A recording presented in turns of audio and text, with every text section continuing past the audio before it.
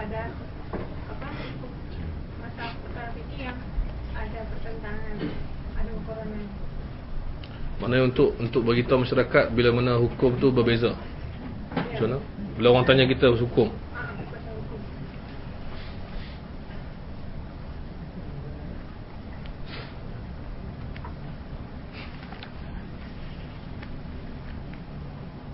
Kalau soalan ni terkumpul. Ini dapat banyak ulangan mana mungkin boleh tajuk kita hari ni fik solat dan adab dengan keseimbangan tadi. Jadi bila sebut keseimbangan ni kadang ada datang satu tarikh istilah tu istilah talfiq. Talfiq maknanya masyarakat kita ni agak ya bila lebih cenderung pada maknanya kita pegang satu mazhab dah lah. Kita macam masyarakat awam nak berhadapan yang mana ialah nak jadi kenangan dari segi tu kan tu. Mana bila kita baca kitab yang lebih terbuka ke macam ni tapi sunnah sekalipun akan ada yang tak sia-sia lah. Jadi sana tak nak pemahaman di masyarakat. Ustaz Taufik lah. Sudah bawah ni kita ada banyak ustaz ni. Ustaz Husni ada, Ustaz Syauqi, ustaz yang saya tak kenal. Tak apa, jawab. Saya tak tahu, saya tak jawab. Saya minta soalan. Ya, brother. Yang pertama saya bagi cadangan. Mungkin sebelum jawab soalan tu Ustaz boleh ulang soalan dulu. Okey. Sebab mungkin ada yang antara soalan tadi tak jelas di belakang. Contohnya soalan yang katanya ni Ustaz dah bagi banyak contoh-contoh tadi. Alhamdulillah banyak membuka minda kita. Dan tambah satu lagi contoh. Kita selepas solat tu doa dengan suara kuat dengan mengangkat tangan.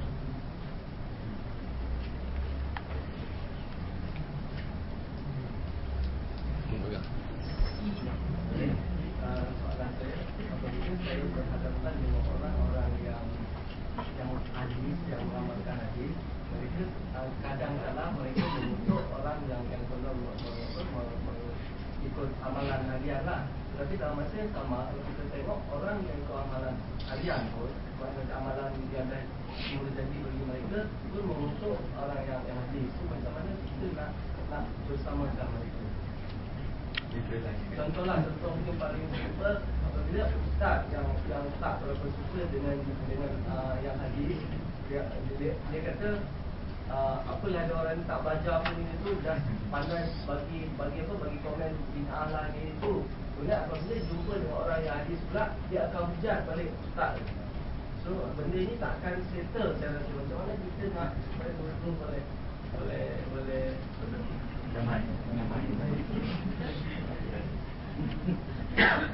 Basically dia ada referensi dengan dia sama. Saya spesifikkan dalam internet, mungkin FB contohnya, kita tengok ada orang share yang kumpulan A punya, lepas tu orang ni balas kumpulan B punya pula. Saya spesifik dalam bentuk tulisan di internet. So macam mana kita nak bagi nampak damai, harmoni kan.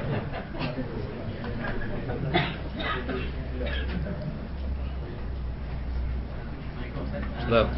Saya datang lambat sikit tadi, kita datang ada dah disebut dah tetap. Tapi saya tanya soalan ni, contoh macam kalau ada seorang tertentu, bila contoh dia ikut pandangan mazhab, dia kata kalau nak ikut pandangan mazhab berbeza boleh. Tapi kalau kita ikut pandangan mazhab tu daripada, contohnya daripada wuduk tu, kita kena ikut daripada wuduk sampai ke solat. Okey. Okay, apa So kita kena ikut semua lah. Kalau kita tak boleh tukar mazhab. Kalau dia kata boleh nak ikut-ikut. Tapi kalau macam katakanlah kita ambil pagi lepas solat. So kita ambil daripada ujung tu ujung lah. Okey. So pandangan ustaz. Soalan kedua, kalau tak silap saya dia baca yang apa ni, yang pasal ni menggerakkan jari ketika tasyahud tu. Kalau tak silap lah saya baca lah buku Syekh Al-Albani ni, tapi terjemahan lah Indonesia. Kalau tak silap dia yang sahihkan hadis tu, dan nyataan dia kat situ agak keras lah. Kata macam kata dia sebagai saya ingat ayat je dia, tapi dia sahihkan hadis tu lah. Dan dia macam sarankan supaya orang ikut. Dan juga saya baca, tapi saya tak baca kitab-kitab yang ni lah, kitab-kitab yang besar lah. Saya baca seorang ustaz daripada Malaysia, Ustaz Zaharuddin, buku dia dalam Formula 17 Sempurna. Dia kata kat situ ada beberapa hadis, banyak hadis tentang menggerakkan jari tu. Bukan mengangkat jari, tapi hanya satu saja yang menggerakkan jari. So nak pandangan Ustaz juga tentang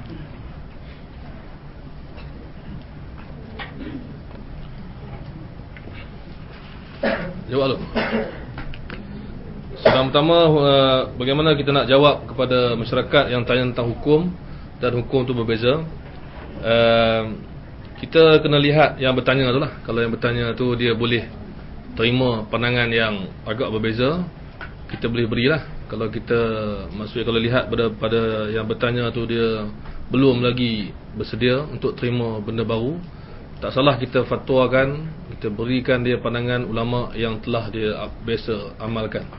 Bagi saya itu bukan satu benda yang kita tak perlu paksa orang selagi mana benda tu tak salah. Kita kena ubah, tak payah ubah kalau tak salah. Contoh macam kalau dia tanya soalan tentang tentang batal wuduk, batal wuduk sentuh semua ni. So bagi saya dia, tengok dia lah, kalau dia boleh terima pandangan berbeza, kita katalah ada beberapa pandangan nak pegang mana. Tapi kalau dia memang tak dapat faham benda tu, kita just kata selama ni belajar batal tak batal? Batal. Jadi belajar dengan siapa? So kita macam tak payah serabutkan dia, mengikut dia. Kalau dia boleh terima, macam yang datang hari ni open, kita ceritalah sikit. Tapi kalau dia tak ada masa, so kadang-kadang fatwa ni bukan soal, bagi hukum ni bukan soal dia faham, soal tak ada masa. Dia tak ada masa nak bincang benda tu, sibuk, ataupun dia tak dapat nak faham, ataupun itu yang terbaik untuk dia. So kita kena banyak fikirlah benda tu. Kita jangan sebab tu dalam dakwah ni kita kena belajar pada orang yang lebih lama daripada kita lah. Orang yang berdakwah lebih lama, macam mana cara nak settle. Saya pernah tanya ramai ustaz, macam mana kalau orang tanya soalan nak jawab macam mana? So pengalaman dia bagi cadangan kan. So alhamdulillah kita gunakan benda tu. So setiap orang tak sama lah, tak sama. So kita kena pilih cara yang terbaik untuk dia amalkan. Kalau dia tanya tu dari segi pemikiran, untuk dia pegang satu benda, kita beri dia benda yang sesuai dengan pemikiran dia. Itu bagi saya tak tahulah contoh macam mana kan, tapi contoh yang tadi tu lah. Dan yang kedua, pasal talfiq, ulama' beza pandangan lah, boleh ataupun tidak.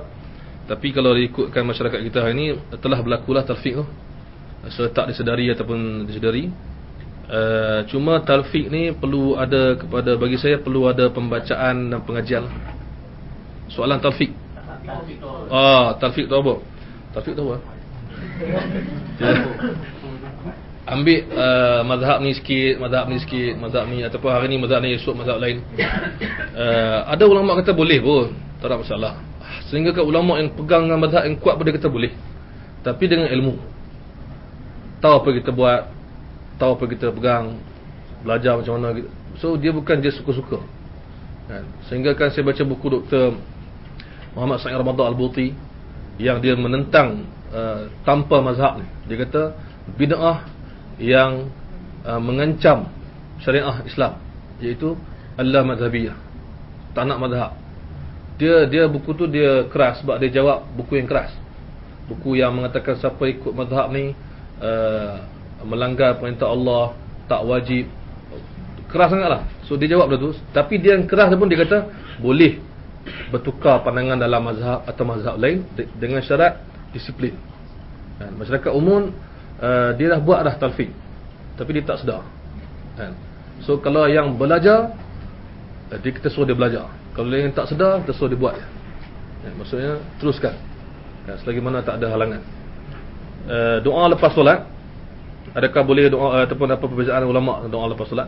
Doa lepas solat ni dari segi hadis tak ada ulama yang khilaf bahawa memang doa lepas solat adalah sunnah, adalah digalakkan, disepakati semua ulama. Hadisnya banyak, Nabi berdoa sekurang-kurangnya astaghfirullah 3 kali, Allahumma anta salam, semua memang dalam hadis yang sahih. Cuma doa secara berjemaah beramai-ramai, ada ulama kata boleh dengan beberapa syarat.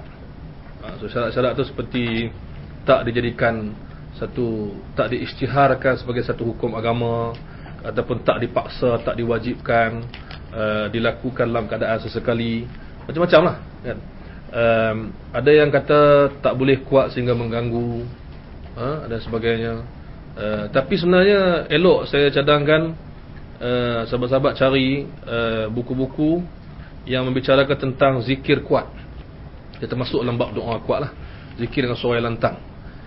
Bagi sahabat yang boleh berbahasa Arab, dia cadang buku oleh Abdul Hayy Al-Laknawi, iaitu Sibahatul Fikr fil Jahri Bidzikr. Itu buku Imam Abdul Hayy Al-Laknawi, tahqiq Syekh Abdul Fattah Abu Ghuddah. Dia bawa banyak hujah tentang boleh zikir yang lantang, tapi dengan syarat. Dengan syarat. Dan para ulama mengatakan bahawa kalau doa lepas solat, doa tak kira lepas solat ke bila, soal kuat semua ni, saya rasa dia tak masukkan, setakat yang kita jumpa, dia tak masukkan dalam bab yang besar.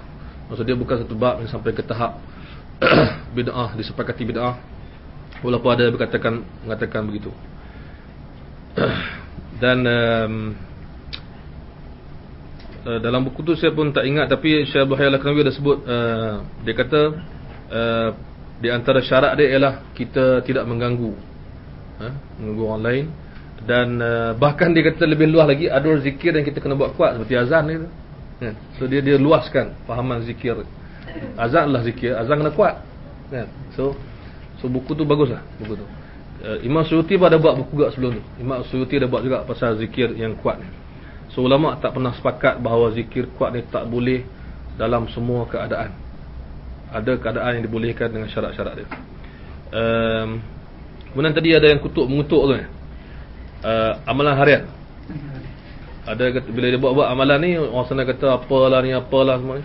So ini yang kita nasihat dari tadi tu. Maksudnya kita nak aliran mazhab atau aliran hadis elakkan daripada pertengkaran yang tak ada hujah atau perdebatan yang penuh emosi. Elakkan daripada kata-kata kesat, sebab ini tak ada ilmu pun, tak bertambah ilmu dan bahkan berkurang dari segi adab. Sebab tu tadi Brother Shah ada sebut pasal rehat tadi, bagus. Brother Shah kata kalau aliran hadis nak tegur aliran mazhab, dalam hadis dan Al-Quran kan ada banyak adab-adab. Kenapa dia tak guna adab tu? Dan aliran mazhab kalau dia marah sangat dekat aliran hadis, dia nak tegur, bukankah imam-imam mazhab mengajar adab? Jadi semuanya salah kita. Kita memang kita boleh buat alasan, saya bukan saya nak ni, tapi orang sana teruk sangat, saya bantai lah. Jadi kadang-kadang bagus juga kan, maksudnya balas sama rata, tapi kadang tak rata, tak sama. Ni yang payah, ada yang terlebih ni kan. Memang kita nak marah, kita marah, memang kita marah, memang kita, tapi cara kita marah. Kalau kita nak bincang, lebih baik kita bincang elok, jangan kaitkan soal-soal yang tak berkenaan. So kita nasihatkan dua-dua pihak lah kan. Tapi itulah, kadang-kadang elok kita diam ni daripada kita cakap. Bila kita cakap, dia keluar macam-macam. Bila kita jumpa ni, kita bincang, kita kena ingat balik lah. Kalau macam imam-imam mazhab mana ada bergaduh kan. Kalau imam-imam hadis pun dengan penuh adab dan sopan. Kecuali kalau perlu sangat, mungkin ada kadar dia yang sesuai. Ada perlu sangat.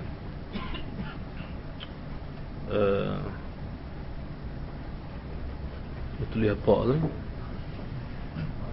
Tak ingat lah. Oh, Facebook. Harmoni tak harmoni tak? Rasa lebih baik kita kurangkanlah Facebook.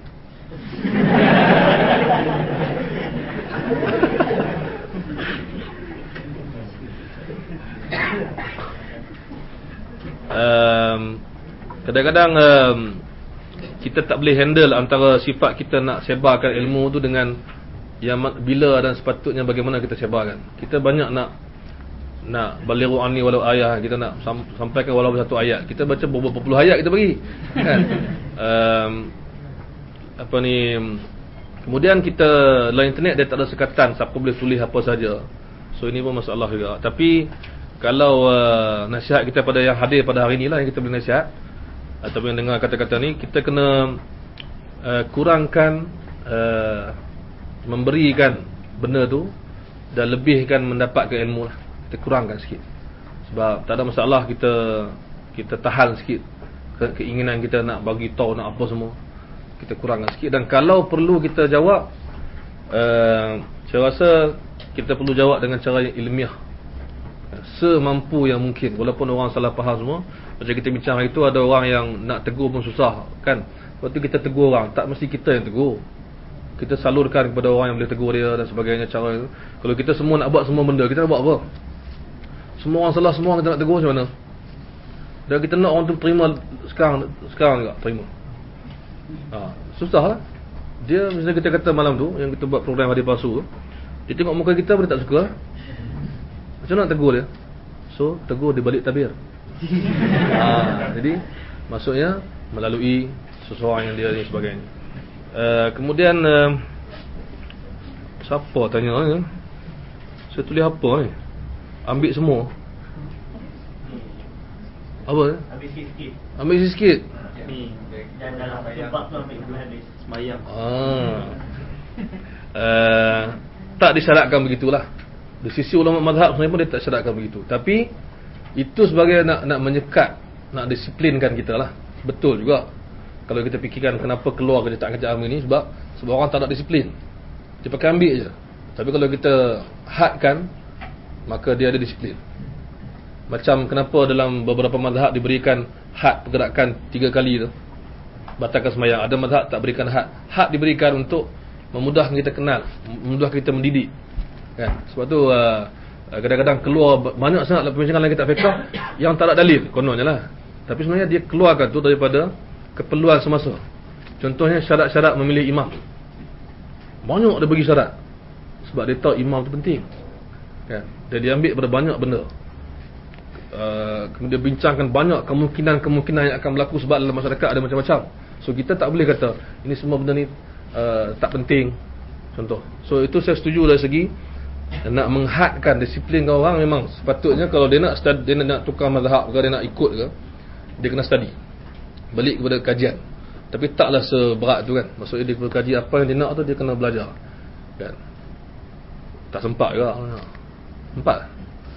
Tak sempat juga. Semua benda kita nak study ni. Sebab tu taklid kena ada juga dalam hidup kita. Balik ke ikut orang yang kita percaya, itu masuk taklid. Orang yang kita yakini, pendapat yang kita yakini. Kalau semua benda nak ikut dalil, tak ada orang boleh buat dalam dunia. Tak sempat. Mati macam tu. Betul cerita dia. Sebab tu imam-imam awal pun dia sebut, dia kata orang alim boleh taklid, bahkan wajib taklid bila dia belum jumpa jawapan, bila dia tak tahu jawapan, dan bila dia tak sempat nak mencari jawapan. Itu orang alim. Apatah lagi kita. So kita ikut pandangan sebaik mungkin, dan kita boleh ubah pandangan kita kalau kita ada pasal gerak jari tadi. Hadis tu memang ada, kita dah sebut tadi. Maksudnya Ustaz Zardin sebut tu betul lah. Maksud ada hadis-hadis yang disepakati sahih oleh semua pihak, ialah mengisyaratkan. Yang menggerakkan tu memang ada hadis disahihkan oleh sebahagian ulama, dan ulama mazhab yang awal dia tak sahihkan, tapi dia ambil sebagai fiqh. Sebab tu soal bergerak jari ni soal fiqh, tak ada masalah.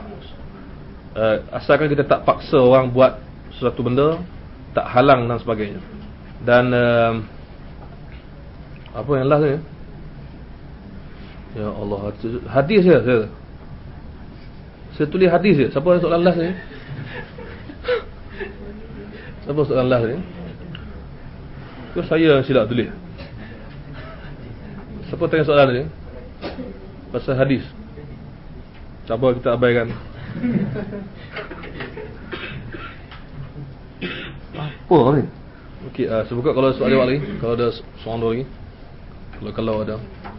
Ustaz, tadi mengenai pasal adakah imam mazhab mungkin tersilap, dan bolehkah orang-orang yang kemudian membetulkan imam mazhab, mungkin pandangan ni mungkin ada salah, adakah kemungkinan untuk salah? Pertama. Kedua, adakah imam mazhab tu tidak menjumpai hadis-hadis? Ketiga, banyak lagi. Saya nak tulis tak tulis? Saya tidak suka. Jumpa hadis, adakah orang kemudian boleh betul kan? membetulkan keadaan? apa imam mazhab yang mungkin tak jumpa kan. Okey, soal imam mazhab mungkin salah, itu memanglah mungkin, manusia memang mungkin salah. Kan? Dari segi kaedah asas hidup manusia ni, memang dia boleh buat salah, dia boleh buat betul lah. Dan lupa, tersilap ataupun sebagainya, itu benda tak mustahil langsung.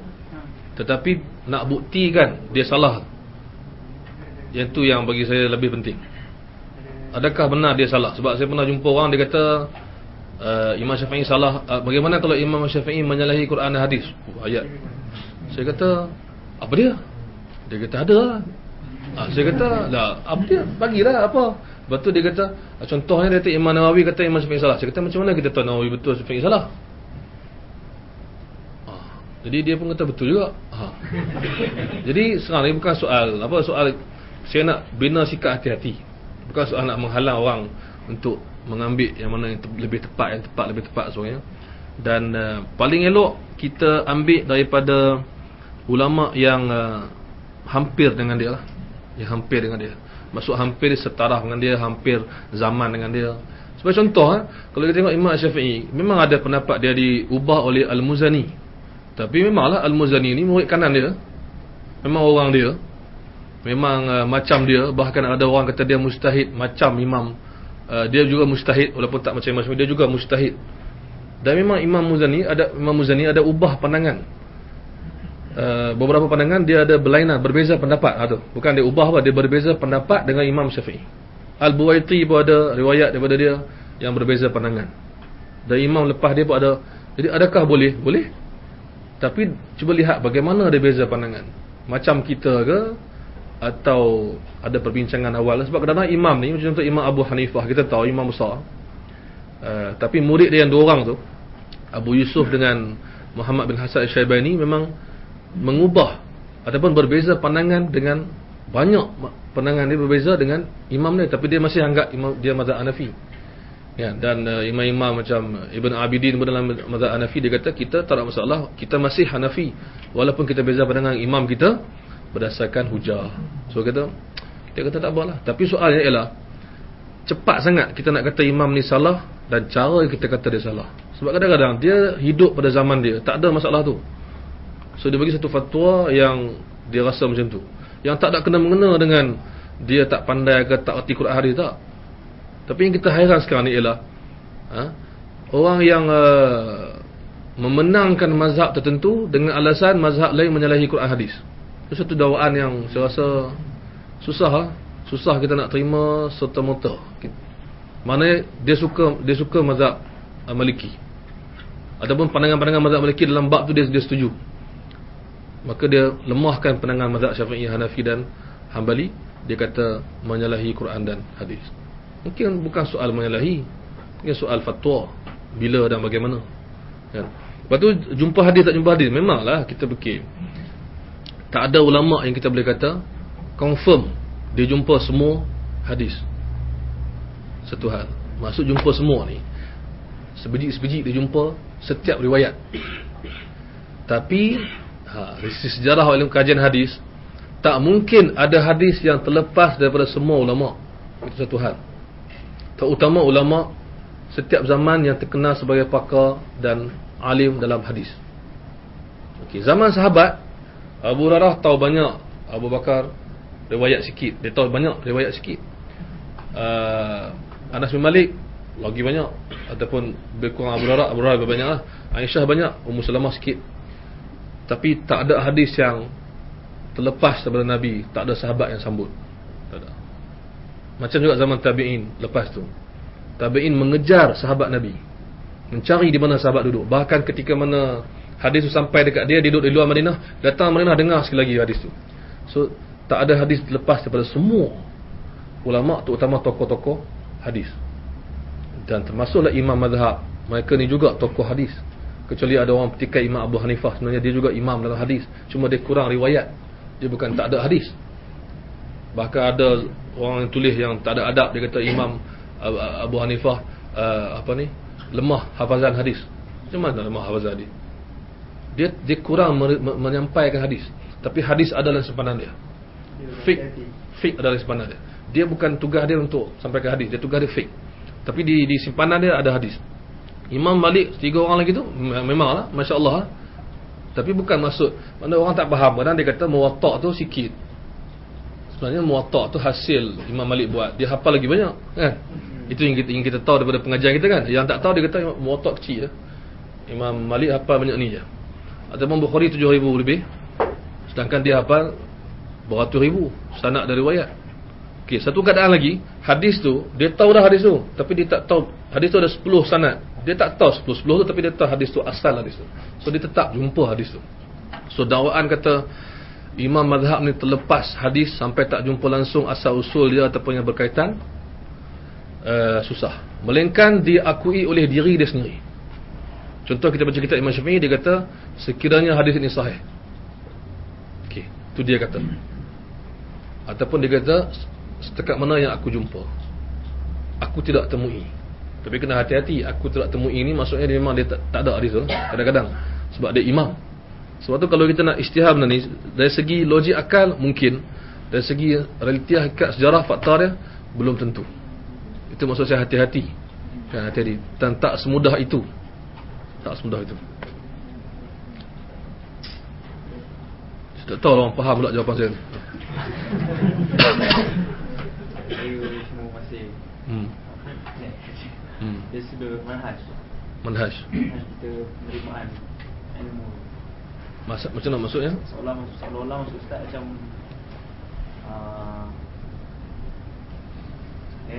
seolah-olah kita tak boleh nak apa keluar dari mazhab. Seolah-olah. Saya tanya dulu lah. Saya lebih suka orang tu berdisiplin, tak kira lah macam mana apa maksud pada diri yang dengar tu. Kalau disiplin tu bermaksud dia tak keluar pada mazhab, tu saya suka.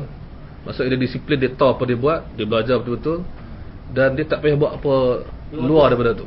Tu still lagi taklid. Ya, sebab kita masalah tak dapat lari daripada taklid. Itu pahaman kita. Kata maknanya contoh kalau dia ambil mazhab Imam Abu Hanifah pun mesti taklid juga. Betul. Tak ada masalah. Tak masalah. Masalah sekarang ni, sebahagian daripada orang yang pegang aliran hadis kata taklid tak boleh. Itu yang kita tak setuju daripada awal. Dia taklid lah. Memang dia taklid sama ya, cuma taklid jenis baru kan. Kadang-kadang saya bergurau, saya kata dia kata ustaz tak bagi taklid Albani, ustaz taklid Bukhari. Saya kata saya lebih suka taklid Bukhari daripada taklid Albani. Sebab kita tahu Bukhari tu siapa. Kalau nak kata saya taklid Bukhari, silakanlah, memang saya suka. Kalau orang cakap saya ustaz adalah taklid Bukhari, saya suka sangat. Sebab saya ikut siapa? Boleh kita taklid Albani. Taklid Albani semua masalah sekarang ni, kalau dia menyalahi Imam Bukhari, boleh ke? Contoh. Kan Albani betul? Kalau masalah sekarang ni dari segi hadis, anda kena faham dari segi hadis. Mungkin anda tak pernah dengar perbincangan sebelum ni. Dari segi hadis, siapa yang betul dari segi hadis? Siapa yang hujah dia betul lah? Hujah dia betul. Macam mana nak tahu hujah dia betul? Hujah. Hujah daripada mana? Itu maksud kita nak bincang lah kan. Maksud sekarang ni, kalau kita kata dari segi hadis lah, saya tak arti cerita segi lain. Saya kata dari segi hadis, kalau kita jumpa dua pandangan yang berbeza dalam hadis, macam mana kita nak selesai masalah tu? Adakah dengan mewujudkan kaedah baru atau menggunakan kaedah sedia ada? Dan kaedah sedia ada dibuat daripada mana, diambil berapa? Daripada kajian ulama mana? Itu maksud saya. Menyelesaikan khilaf tu bukan bermaksud kita tak ada kaedah, tak ada apa, tiba-tiba baru nak kaji, tak ada. Dia mesti datang daripada satu sumber yang menjadi hakim. Macam pengadil lah. Macam pengadil. Jadi kalau kita kata Bukhari dengan Albani boleh khilaf, siapa nak penentu dia betul, siapa betul? Soalan saya. Saya tak mau jawab. Kalau ada hadis tu Syekh Albani kata sahih, Imam Bukhari kata dhaif, siapa nak jadi hakim, penentu yang mana betul? Itu soalan saya. Salam. Anda nak bertanya tentang penilaian satu hadis kan sebagai paling polemik disiplin kita ni lah. Jadi isu taklid ni memang anda pun taklid pada mazhab Syafi'i lah kan. Cuma dalam mazhab Syafi'i sendiri ada perbezaan qaul. Jadi kita nak memilih qaul yang lebih rajih lah. Ya. Jadi dalam penilaian satu hadis antara mutaqaddimun dengan mutaakhirun ada yang berhujah kalau kita sepatutnya taklid pada mutaqaddimun lah kerana itu lebih baik qaul kan kita ikut mazhab salafus saleh. Tapi ada yang berkata yang muhaddis mutaakhirun ni pun bukan tak tahu benda tu. Sebagai contohnya Syarbani kan, dia pun dah baca beberapa kitab dah. Betul. Kitab tu juga dengan macam ulama-ulama Saudi lah. Saya menunjuk kepada ulama Saudi Ya, yang memang ya. kita tahu mustahid kibar mutaakhirun ni kan. Ya. Jadi kita sebagai orang awam ni yang belajar, kita dapat satu hadis berbeza penilaian satu hadis tu. Jadi atas alasan mereka tak ada mutaakhirun ni, zaman dulu tak ada himpunan kitab-kitab ni. Sekarang ni semuanya ada fingertips tu. Ya. Klik-klik je semua dapat dah. Mata Syamilah ni pun dah beribu-ribu dah kan. Jadi kita ni sebagai penuntut ilmu, macam mana kita nak pendirian kita kat sini. Macam contoh dalam qaul mazhab Syafi'i, contohnya macam solat Jumaat 40 orang. Macam dia cakap Ibn Hajar sendiri bukan salah seorang daripada imam kibar mazhab Syafi'i. Dia ada orang kan. Jadi kita ni orang awam ni yang tak tahu apa ni lah kan, yang memang jahil ni, macam mana kita nak mendisiplinkan pendirian kita. Okey. Soalan tu ada dua tu. Soal fiqh saya tangguh sekejap. Soal hadis tadi. Soal hadis saya tertarik. Sebab memang kita tahu dalam Al-Qadar ni kita memang duk fokus tentang soal bagaimana nak tangani perbezaan pandangan status hadis tu. Kan? Betul saya timbulkan soalan tadi. Nak menyelesaikan masalah. Okey. Memanglah sekarang ni, masalah sekarang ni hadis tu kita kata ada zaman kegemilangan dia. Kan? Bagi orang yang tak tahu apa ataupun tak dapat gambaran tepat apa sebenarnya berlaku di zaman Bukhari Muslim, mungkin akan menganggap Bukhari Muslim hanyalah salah seorang daripada muhaddis yang ijtihad berdasarkan Muslim mungkin kita tak ada petikan lah. tak, saya cerita saya tak petikan. Saya nak cerita benda tu. Kalau kita lihat daripada Bukhari Muslim punya perspektif, ramai orang yang mungkin anggap bahawa Bukhari Muslim semua ni hanyalah seorang mujtahid hadis biasa, yang mana-mana siapa-siapa boleh sampai taklid. Tapi sebenarnya wallahu alam, mengikut pembacaan dan mengikut apa yang ulama-ulama saya sebut, takkan ada orang boleh sampai tahap mereka walaupun dia guna apa sahaja kaedah. Bila dia sampai tahap tu, dia keluarkan hukum dia tak sama dengan hukum yang orang lain yang tak sampai tahap dia keluarkan. Itu memang cukup penting. Sebagai contoh paling mudah, yang mana yang ambil tahu pasal hadis. Kita nak cari hadis contoh daripada Abu Hurairah. Dan Abu Hurairah ada ramai anak murid. Okey, contohnya Abu Saleh. Okey. Kita boleh cari menggunakan apa yang kita ada, tapi kita takkan jumpa semua yang mereka jumpa. Confirm. Dah lama orang buat benda ni. Maknanya anda tak boleh nak kumpulkan hadis Abu Hurairah seperti mana Bukhari dan Ahmad kumpul, masuk dalam simpanan dia. Apa yang anda boleh kumpul hanyalah apa yang dia tulis. Daripada simpanan yang banyak dikeluarkan sikit ni. Kalau kita ada Maktabah Syamilah contohnya, kita hanya boleh search buku yang kita masukkan sendiri. Apa yang kita masukkan ialah apa yang kita jumpa pada hari ini. Tapi Bukhari dan Muslim dan Ahmad, Imam Ahmad ada 1.5 juta sanad simpanan dia hanya keluarkan 40,000 dalam musnad. Mana lagi yang lain? 600,000 Bukhari, dia keluarkan 7,000 dalam. Dia ada 600,000, dia keluarkan 7,000 je dalam Sahih Bukhari. So kita memang fingertips kita boleh cari yang dia cetak, yang dia tulis, yang dia simpan di rumah dia dulu tu, yang dia hafal semua tu. Itulah ilmu dia. So dia boleh nilai hadis ni sahih ke dhaif berdasarkan apa yang dia ada. Kita berdasarkan ni je. So sebanyak mana kita kumpul buku pun, dia lagi luas. So hukum dia, dan kalau kita tengok lagi hukum hadis ni, ramai ulama dulu sepakat dia tak beza pandangan. Ulama lepas tu yang beza pandangan. Ada juga beza, tapi ada sebab dia. Tapi beza makin banyak lepas tu sampaikan bukan setakat beza hukum hadis, beza mustalah hadis, beza ta'rif tu, beza ta'rif, beza kitab tu, beza kitab ni, beza banyak. Jadi tak mungkin khilaf tu sama kuat. Tak mungkin. Khilaf sama kuat kalau khilaf tu antara Bukhari dengan Muslim, mungkin sama kuat. Tapi kalau Bukhari dengan kita, khilaf. Saya cek hadis semua dengan Syamilah saya jumpa hadis ni ada masalah sanad. Bukhari kata sahih. Ini khilaf. Macam mana nak selesai khilaf ni? Kawan kita yang ketiga datang, aku nak tengok macam mana aku nak selesai. Aku tengok muka aku tengok Bukhari, confirm hang salah. Penilaian dia berdasarkan kepada banyak benda. Paling kurang ni ialah siapa yang berkata. Sebab tu bila jarah ta'dil, sahabat-sahabat sekalian yang ambil hadis, jarah ta'dil memang khilaf banyak. Lepas tu kita nak kata apa? Semua ulama, semua rawi siqah. Sebab apa? Ni kata siqah dengan dhaif, ni kata siqah dengan dhaif, siqah. Tak mungkin. Okey, Imam Ahmad dengan Al-Hakim khilaf. Imam Ahmad dengan kalau kita bagi nama ulama lepas tu, Ibn Hibban khilaf. Imam Al-Bukhari dengan ulama lepas tu khilaf. Khilaf yang berlaku, Bukhari kata rawi ni siqah, datang Al-Hakim kata dhaif. Kita nak buat macam mana?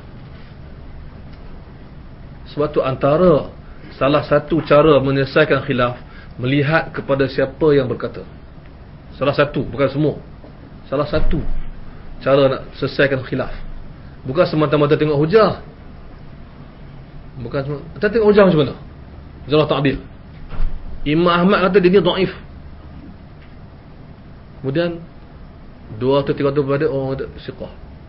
Macam mana anda nak jadikan nak check? Macam mana? Tak boleh check. Sebab Imam Ahmad berada pada zaman yang fit untuk dia bagi hukum rawi. Hampir bahkan hidup bersama tu. Tapi Imam lepas tu waktu itu dia hanya berdasarkan kepada kertas yang dicatat dan dia melihat kepada riwayat. Ibnu Adi contoh, Ibnu Adi bukan buat benda baru. Dia kumpulkan pandangan ulama-ulama. Ibnu Hibban buat kitab Majruhin, ulama dhaif, dia kumpulkan ulama. Ibnu Hajar buat taqrib semua tu. Al-Mizzi sebelum dia buat Tahdhibul Kamal, bukan buat benda baru, susun benda lama. So kalau Al-Mizzi mukhalafah dengan Yahya Al-Qattan, Yahya Al-Qattan 198 sudah, Al-Mizzi 751, ada khilaf. Tak mungkin sama kekuatan khilaf. Itu maksud saya. Bukan soal kita kata kita boleh jumpa semua. Itu pun saya tak setuju. Kita boleh jumpa semua kitab, ulama dulu tak jumpa, tak ada.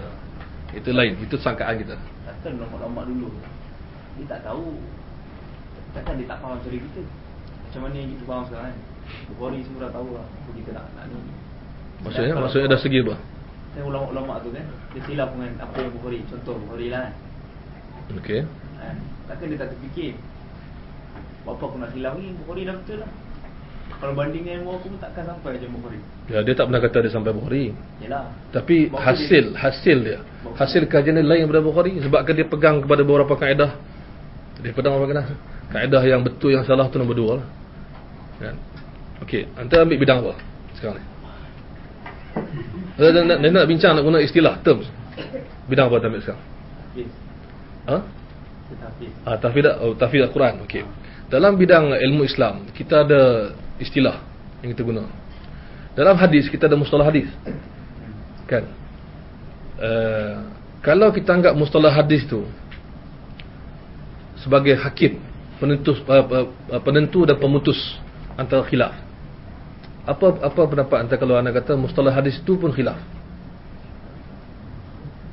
Jadi susah. Ulama hadis yang silap tu bukan kerana dia sengaja. Contoh Syekh Albani, kenapa dia salah? Ada sebab-sebab dia. Kan? Dia tahu Bukhari hebat, dia tak pernah kata dia sampai tahap Bukhari, tapi dia still buat salah. Kenapa? Sebab dia berpegang kepada beberapa kaedah. Ulama dah bahas kaedah tu apa. Contohnya kaedah ziyaratus siqah diterima ataupun tidak, kaedah syawahid dengan mutaba'at, kaedah jarah ta'dil didahulukan atau dikemudiankan. Okey. So kaedah-kaedah yang dia pegang salah ni, hasil dia pun salah. Bukan maksud dia kata dia buat salah, dia ingat dia betul. Dia kata dia betul sebab aku dah buat mustalah hadis. Sebab tu bila Imam Bukhari dan sebagainya dhaifkan satu hadis, Syekh Albani kadang cakap apa?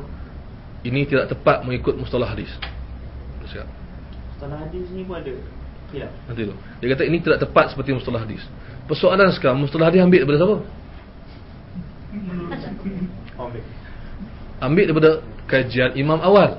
Mustalah hadis muncul selepas kajian. Kemudian kita buat kajian selepas mustalah. Kita tolak kajian sebelum mustalah. Macam mana? Ada orang tak faham. Memang saya pun kadang-kadang tak faham. Tapi cerita dia begitu. Bukhari sahihkan hadis. Dia tak tengok macam kita sahihkan hadis. Dia ada cara dia yang susah nak diceritakan. Ulama lepas dia cek balik macam mana dia pilih buku dia. Oh begini. Dia pun buat syarat-syarat dia. Syarat yang dikeluarkan daripada kajian Bukhari boleh tolak Bukhari punya kajian.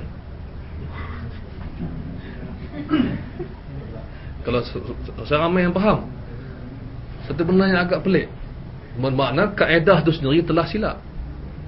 Tak mungkin kaedah yang dikeluarkan daripada kajian Bukhari boleh mendhaifkan hadis yang Bukhari kata sahih. Hadis sahih ada 5 syarat. 5 syarat ambil pada kajian-kajian ulama tu. Tiba-tiba 5 syarat yang dikeluarkan ini boleh menolak kajian dia. Satu benda yang amat pelik. Kesilapan berlaku bukan awal, bukan baru, lama.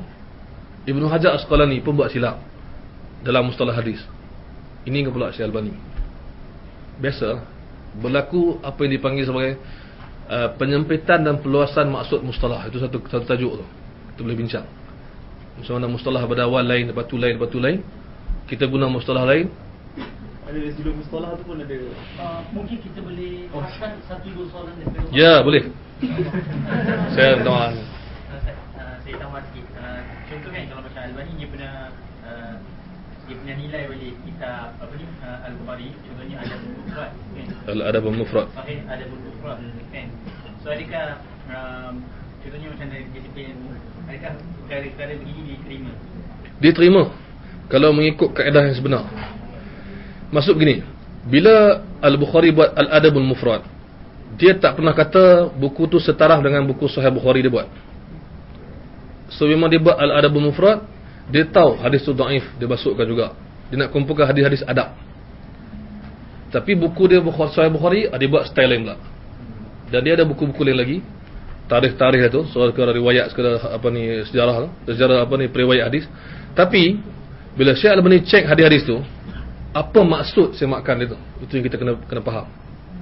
Maksud semakan dia ialah dia nak bagi tahu kepada kita yang tak tahu ni mana sahih, mana dhaif mengikut kajian. Itu diterima. Soal sekarang ni, betul tak kajian tu? Itu je. Kita terima persoalan siapa nak cek siapa. Bila mana At-Tirmizi buat buku, dia lain daripada kitab-kitab lain kan. Dia beritahu ni sahih, dhaif, sahih. Dia beritahu hasan semua. Okey. Datang orang lain lepas dia nak cek buku dia balik, boleh? Tapi mesti ada hakim pemutus. Macam mana nak tahu siapa betul siapa salah? Kalau kata orang lepas tu mesti betul, tak boleh. Tak masuk akal. So makna orang kemudian mesti betul, orang kemudian lagi mesti betul, betul mesti betul. Dajjal ujung sekali. Contoh. Dia paling betul. Tak. So sekarang saya cuba dengan masa yang singkat ni, kita cuba ketengahkan kepada sahabat-sahabat yang mendalami bidang Islam. Apakah pemutus kalau ada khilaf? So jawapannya ialah mustalah hadis. Bila saya beritahu mustalah hadis yang mana satu, itu dengan cari sendiri. Bukan semua mustalah hadis sama daripada awal sampai sekarang. So kalau saya cek, tu saya kata tadi tak masuk akal. Saya cek mustalah hadis yang saya jumpa dalam kitab contoh Taisir mustalah hadis Dr. Tahan, buku moden, ataupun Dr. Ajad Al-Khatib, buku Usulul Hadis. Saya cek kaedah yang dalam buku tu, saya nilai hadis Bukhari balik. Tiba-tiba dhaif. Apa maksud penilaian saya? Apa maksud dia? Maksud dia salah satu salah. Sama ada saya mustalah hadis Dr. At-Tahan atau Bukhari.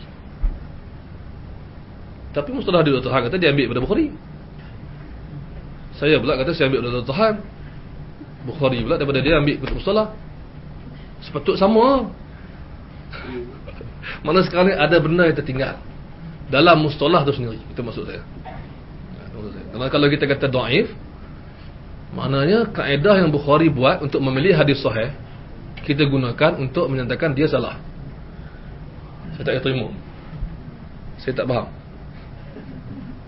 Saya tak faham. Itu maksud dia lah. Maksud betul tak betul kajian kita. Kan? Bila kita cek hadis, kita kena fikir banyak benda logik enggak? Kan? Maknanya kalau ikut kaedah kita, saya dah ikut Ustaz, saya ikut mustalah hadis. Memang siapa cakap kamu tak ikut? Mungkin kamu silap sikit lah, tak faham, tapi ikut. Okey. Kalau ikut, mesti sama natijah kalau ikut logik. Tapi tak sama.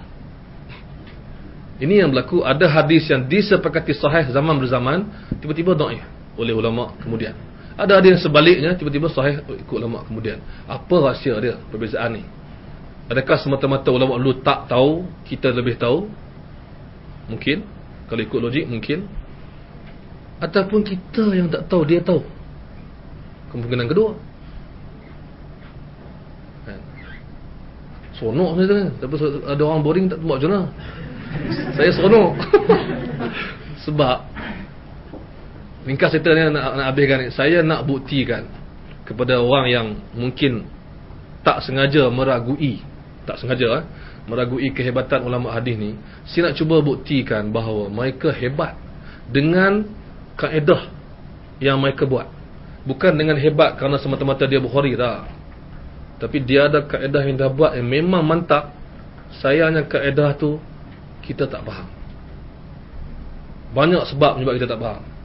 So, saya tak nak kata Imam Bukhari mesti betul. Setiap masa dia khilaf dengan imam mana-mana dia mesti betul. Tapi kaedah yang dia buat tu mantap. So kita buktikan dengan kaedah tu.